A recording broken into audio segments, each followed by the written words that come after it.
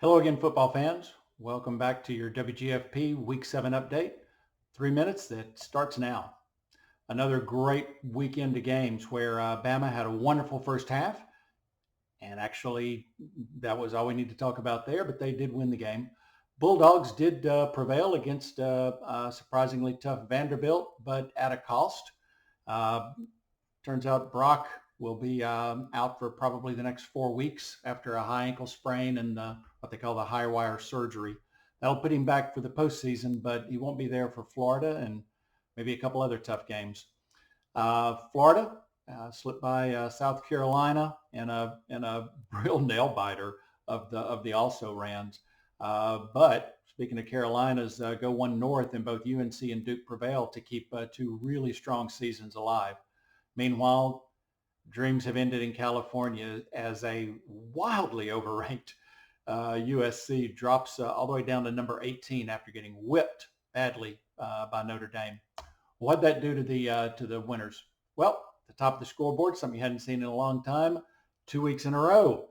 Myself, followed closely by Mindy, and then tied up Abby and Beth Ann.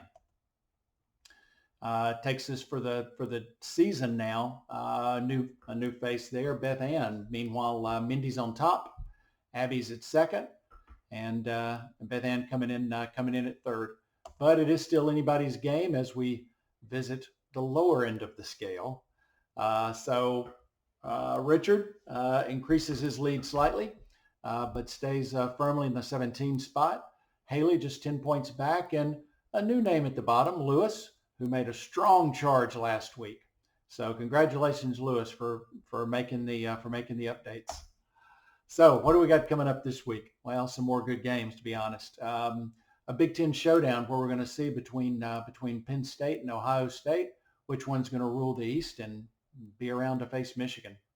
In the Resilience Bowl, Arkansas and Mississippi State, who've both had a tough season so far, but are coming in and each week fight hard. And I think it'll be another great game between two storied programs. Miami of Ohio gets a test in a 6-1 showdown versus Tulane. We'll see what they can do against the Green Wave. Third Saturday revenge. Nobody forgets what happened last year.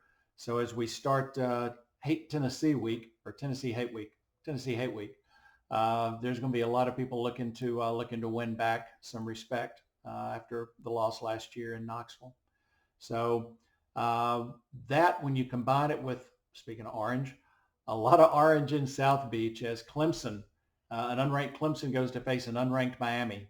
I think it could be a lot of fun. Well, the timer's almost here. Thanks, everybody. Good luck. Get your picks in. We'll see you next week.